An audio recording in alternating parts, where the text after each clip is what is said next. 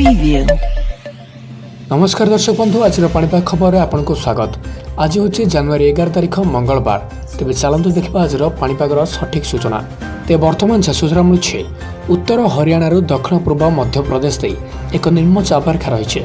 यार प्रभाव में 11 ରୁ 14 तारिख मध्य राज्यर किसी जिले में गोटे ରୁ 2ଟି स्थान में कुआपथर वर्षा सहित किसी स्थान में प्रबल वर्षार संभावना रही।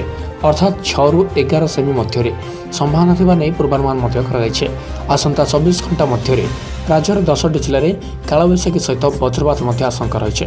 तेज से जिलागुड़िक है नवरंगपुर, नुआपड़ा, बरगढ़, ता सहित झारसुगुड़ा, सुंदरगढ़, संबलपुर, देवगढ़, अनुगुल, केउंझर और मयूरभंज। यही सब जिला बर्षा नहीं येलो वार्निंग जारी करिछि आंचलिक पाणीपाग केन्द्र अर्थात भुवनेश्वर स्थित आंचलिक पाणीपाग केन्द्र सतर्क सूचना जारी कर 12 तारिख में बरगढ़, झारसुगुड़ा, सुंदरगढ़, संबलपुर, देवगढ़, संबलपुर, ता सहित सुवर्णपुर, बलांगीर, बौद्ध, कलाहांडी जिले में गोटे कि 2ଟି स्थान में कालबैशाखी और वज्रपात संभावना रही।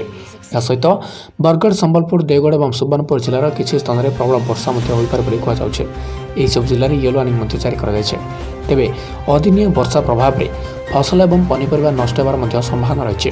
अमल फसल को सुरक्षित स्थान को स्थानांतर करने लगी एसआरसी एडवाइजरी जारी कर डाली एवं तैलबीज फसल में सामान्य विलंब करने सहित पनीपरिया तैल नहीं सुरक्षित स्थान रखा परामर्श दी जाए।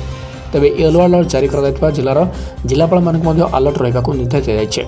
एपटे अमल फसल खला और मंडी में खोला आकाश तले पड़ी मंडी में धान बिक्री हो पारिनी एणे धान सुरक्षित रखा जगह ना तेणु चाषी मैंने फसल को सुरक्षित स्थान को नापी परामर्श दी जाए। तो यह थिला वर्तमान पाणीपाग विभाग लाटेस्ट अपडेट्स। तो जदि आपण माने आपणक अंचल पाणीपाग विभाग सठिक सूचना जानिया चाहती तेबे आम चैनल को एवं सब्सक्राइब कर दियंतो। सब्सक्राइब कला परे पाखरे आसुथबा बेल आइकन को दबे ऑल नोटिफिकेशन पर प्रेस करंत जहा फल जेबे भी जेकोसी पाणीपाग लाटेस्ट न्यूज आपण माने आम चैनल माध्यम रे सर्वप्रथम देखि पारिबे। Bureau report D news Odisha.